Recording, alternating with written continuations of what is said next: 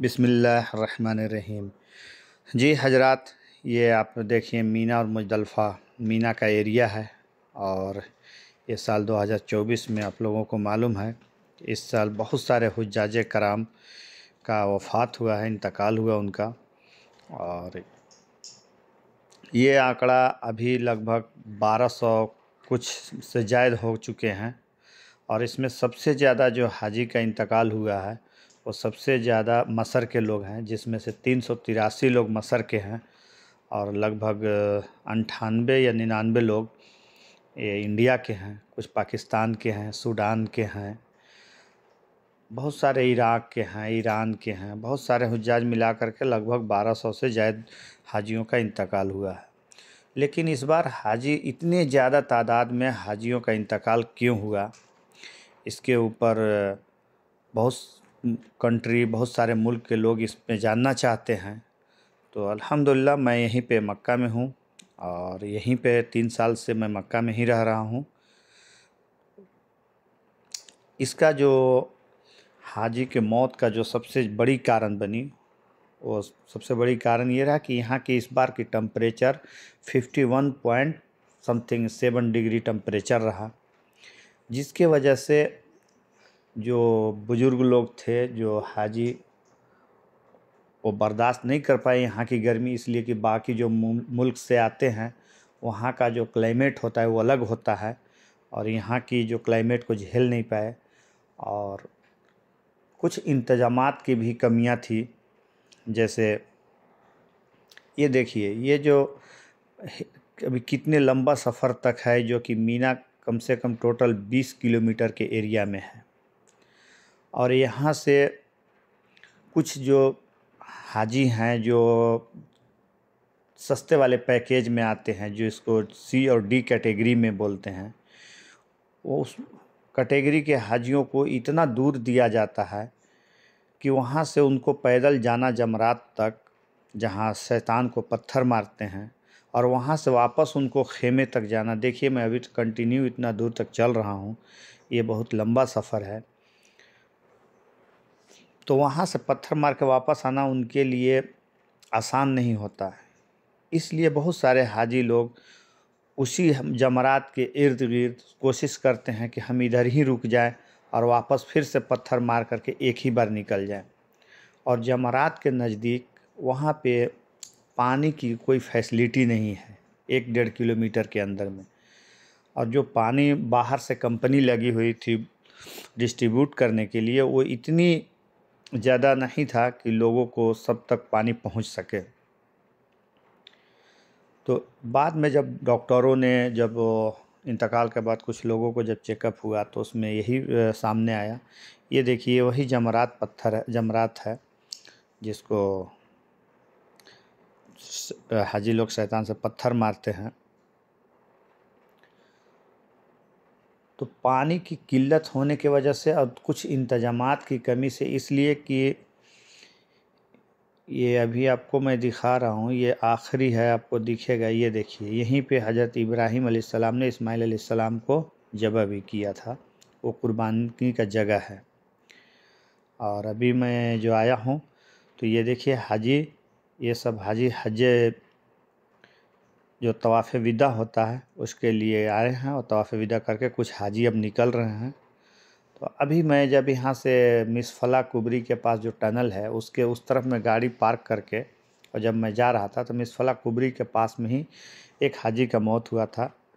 मेरा दिल गवारा नहीं किया कि उसका मैं वीडियो बनाऊँ और दिखाऊँ, लेकिन हालात जो मैं बता रहा हूँ कि यानी कि हज के बाद भी ये लगातार सिलसिला जारी है कि हमें हाजी की मौत की तादाद बढ़ते जा रही है। अभी मेरा ड्यूटी नसीम में है और मैं नसीम में जब ड्यूटी करता हूँ एनी टाइम देखता हूँ, इसलिए कि ज़्यादा बिल्डिंगें, इंडिया की जो बिल्डिंग है वो नसीम और अजीजिया में है। तो वहाँ पे एनी टाइम मैं देख रहा हूँ कि 4 से 5 एम्बुलेंस हर बिल्डिंग के पास जा रहा है, बंदों को उठा रहा है। अब किनकी कितना हालत कैसी है ये तो मैं पूरा नहीं देखा हूँ, लेकिन ये है कि उससे यानी कि हाजियों के बहुत ज़्यादा हालात ख़राब हो चुके हैं।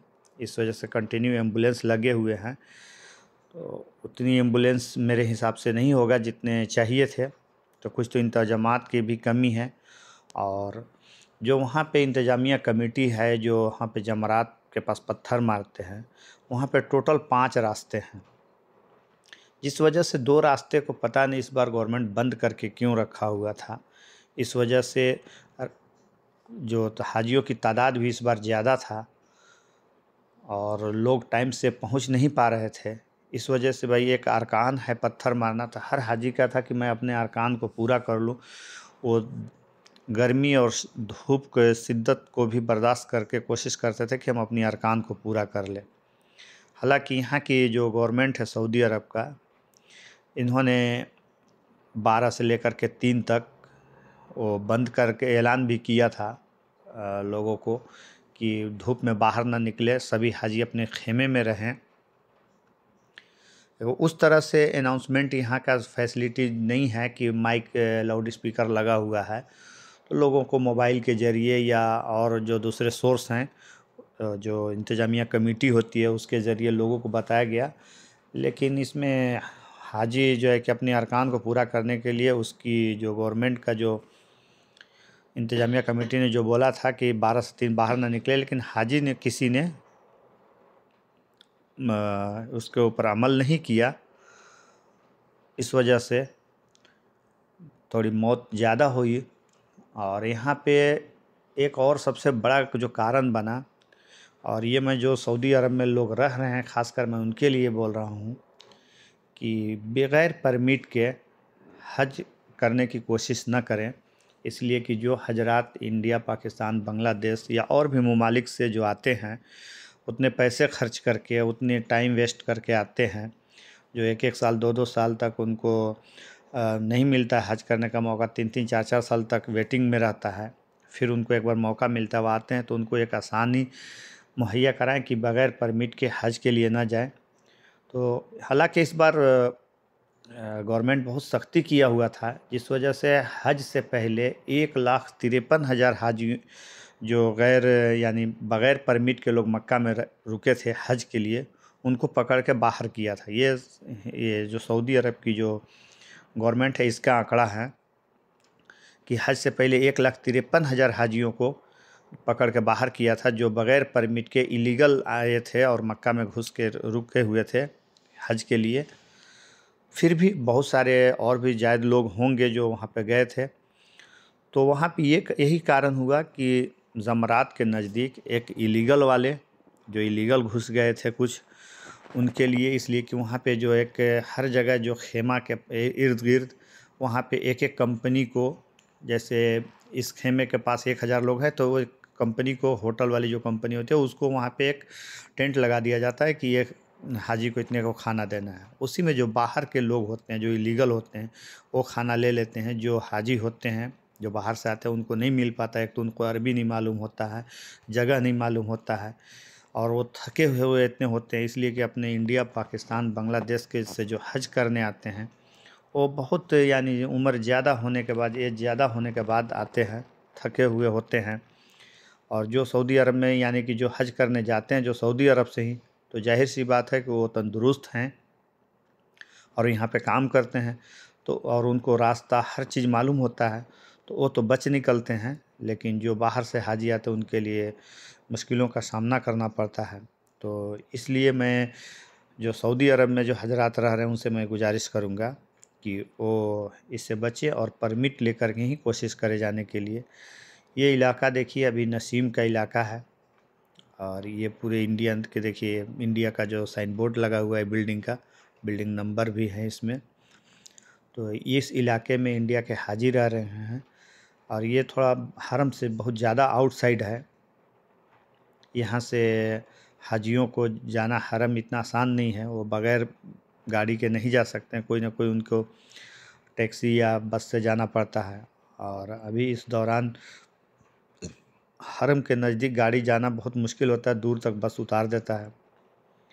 ये पूरा इलाका में देखिए ज़्यादातर यानी 80% जो है कि इधर इंडिया के ही हैं हाजी, और बाकी कुछ पाकिस्तान के करीब 10 बिल्डिंगें हैं, और इसमें कुछ बिल्डिंगें जो बाहर ममालिक के भी हैं। ये देखिए, ये सारी जो बिल्डिंग है सामने में आपको साइन बोर्ड दिखता होगा इंडिया का, ये भी जो है कि सब इंडिया के ही हाजी इधर रह रहे हैं। बाकी जो बिल्डिंग में सहूलियातें हैं वो सब तो सही हैं, मैं जाके देखा था। तो मैं ये बोलूँगा कि पहली बात कि अगर आप इंडिया पाकिस्तान से हज करने आते हैं तो कोशिश करें ए या बी कैटेगरी में हज करने के लिए। इसलिए ए और बी जो कैटेगरी के जो हाजी होते हैं उनका होटल भी नज़दीक मिलता है हरम के नज़दीक, और ख़ेमा भी ज़मरात के नज़दीक मिलता है, जो आसानी से वो जा कर के पत्थर मार करके और वापस ख़ेमा में चले जाते हैं। और उनके जो ख़ेमे होते हैं उनमें खाने पीने की फैसिलिटी अच्छा होता है। और जो सी और डी कैटेगरी का ख़ेमा होता है उसमें सिर्फ पंखे लगे होते हैं, और आप सोचें कि 51 और 52 डिग्री टेम्परेचर में पंखा कितना काम करेगा। दूसरी बात कि यहाँ पे ख़ेमा एक तरह के होने की वजह से उसमें कोई नंबर नहीं होता है, कोई लोकेशन नहीं होता है। इस वजह से बहुत सारे हाजी वहाँ तक पहुँच नहीं पाते हैं अपने ख़ेमे तक, इसलिए कि गाड़ी चलना उस टाइम पर मुश्किल हो जाता है, लोग पैदल जाते हैं। तो इसलिए इधर ही भटक जाते हैं और दोबारा उनको फिर वापस वक्त हो जाता है पत्थर मारने का, दोबारा फिर आ जाते हैं। तो इस वजह से जो है कि यहाँ पे इस पर हाजियों की तादाद जो मौत हुई वो ज़्यादा ये कारण बना। तो ये मेरा जो वीडियो देख रहे हैं वो आप लोगों से इल्तिजा है कि अगर कोई भी शख्स अगर अपने हज करना चाहते हैं तो कम से कम एक अच्छे तंदुरुस्ती की हालात है तब करें। और जो अपने वालिद वालदा को या अपने कोई भी अजीज़ो अफ़कार को अगर भेजना चाहते हैं तो एक तंदुरुस्ती के हालात में भेजें, और नहीं तो कम से कम उनको साथ ले कर के आएँ। या यहाँ पे एक ऐसा ग्रुप हो जिसमें यहाँ पहले लोग हज या उम्रे के लिए आए हों, जिनको रास्ते यहाँ के मालूम हो, यहाँ के कुछ लैंग्वेज मालूम हो, तो वो उनको कुछ हेल्प कर सकते हैं। बिल्कुल अनाड़ी जो बंदे को और जो बुज़ुर्ग हैं जो कमज़ोर हैं उनको भेजें नहीं। बाकी इसमें मैं मना भी नहीं कर रहा हूँ कि नहीं भेजें, लेकिन उसमें तकलीफ़ बहुत ज़्यादा होता है। यहाँ की इतनी टेम्परेचर में हम लोग के साइड पे जब काम करते हैं, बंदे जवान होते हैं वो गिर जाते हैं, बेहोश हो जाते हैं गिर कर के गर्मी से।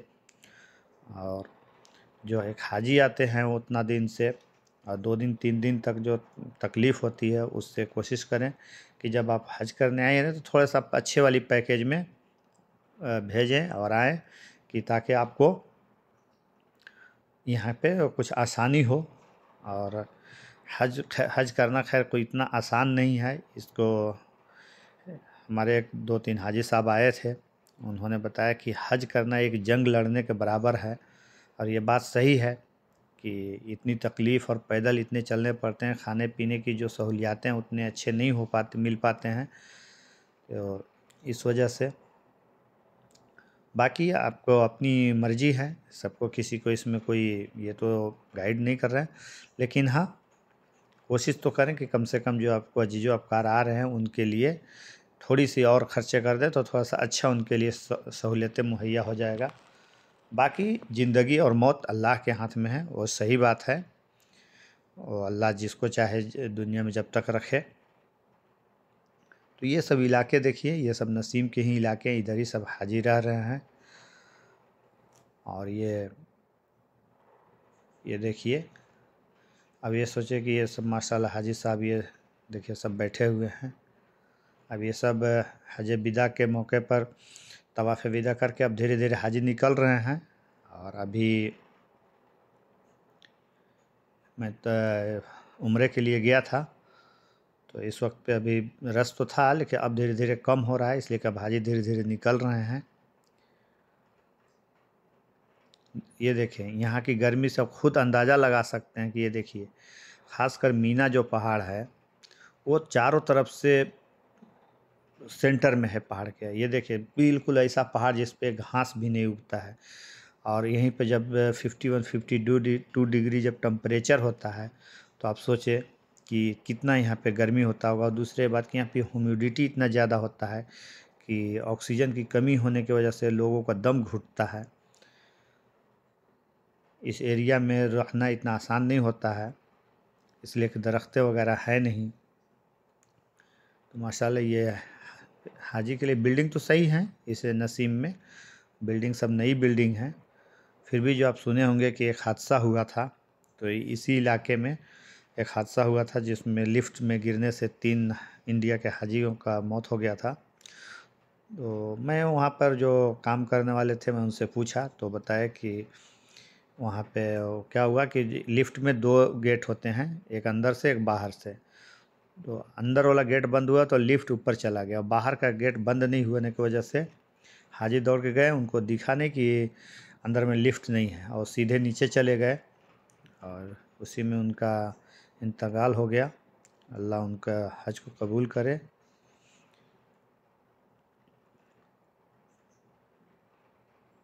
ये देखें, ये पूरे चारों तरफ से पहाड़ आपको दिख रहा होगा, यानी जिधर से भी आप देखेंगे पहाड़ आपको दिखेगा बिल्कुल, जिसमें घास दरख्त कुछ भी नहीं है। यहाँ पे आप सोचेंगे कि सुबह के वक्त भी नहा लें, गुस्ल कर लें, तो पानी इतना गर्म होता है कि नहाना मुश्किल हो जाता है, इसके लिए गुस्ल करना।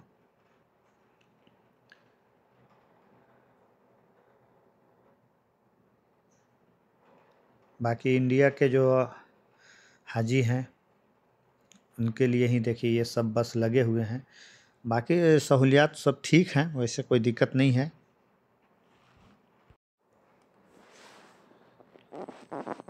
ये जो आप देख रहे हैं ये देखें,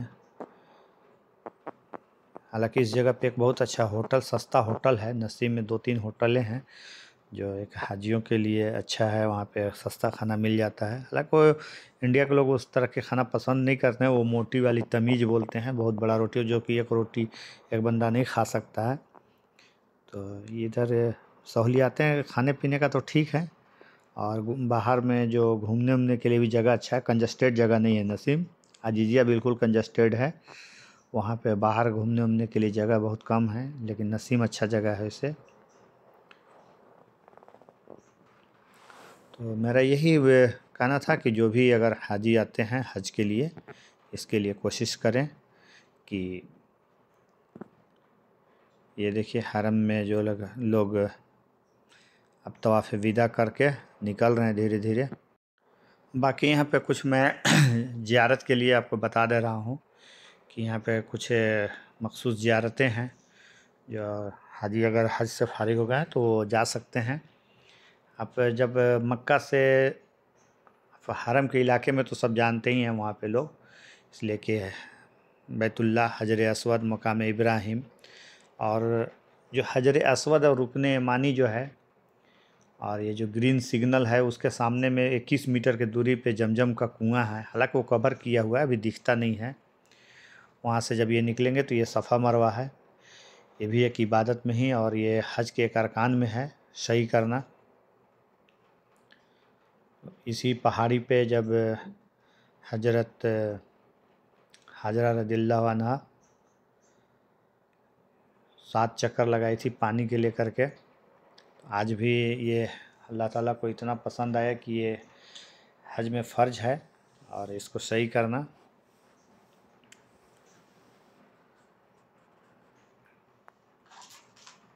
तो उसके बाद जब आप बाहर निकलेंगे तो ये सफ़ा मरवा से जब जैसे भी आप बाहर निकलते हैं तो यहीं पे अबू जहल का घर है, जो हज़रत सल्लल्लाहु अलैहि वसल्लम को ईमान उनके ऊपर ईमान नहीं लाया था और जंग बदर में मारा गया था, तो उसका घर था। उस घर पे आज टॉयलेट बना दिया गया है और उसी घर के आगे हज़रत खतीजा रज़ियल्लाहु अन्हा का घर है। अभी तो घर के रूप में नहीं दिखता है वो। उसके बाद और ज़ियारतें हैं, आप जन्नतुल माला चले जाएं जहाँ पे हज़रत खतीजा रज़ियल्लाहु अन्हा का कब्र है और हज़रत सल्लल्लाहु अलैहि वसल्लम के दादा चाचा जो हैं उनके कब्र हैं। उसके बाद आप 94 गेट के सामने से 7 नंबर जो हमाम है उसके आगे अब जाएंगे, जहाँ से जद्दा की गाड़ी मिलता है, तो वहाँ पे जाएंगे तो आपको मिलेगा जो वहाँ पे ज़माने जाहिलियत में लोग बेटियों को ज़िंदा दफन कर देते थे, वहाँ पे वो है। उसके बाद अब जब मक्का से जद्दा जाने लगेंगे तो करीब 20 किलोमीटर से 21 किलोमीटर की दूरी पे आपको नवरिया से थोड़ा आगे जाएंगे तो वहाँ पे चेक पोस्ट मिलेगा। चेक पोस्ट से थोड़ा पहले हजूर सल्लल्लाहु अलैहि वसल्लम की आखिरी जगह हज़रत सैयदा उम्मुल मैमूना रज़ियल्लाहु अन्हा का कब्र है, एकदम रोड पे ही है, आप देख सकते हैं।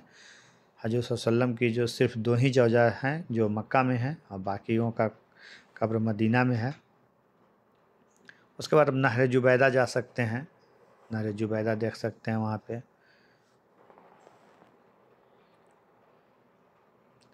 सुलह हुदैबिया है, सुलह हुदैबिया जा सकते हैं।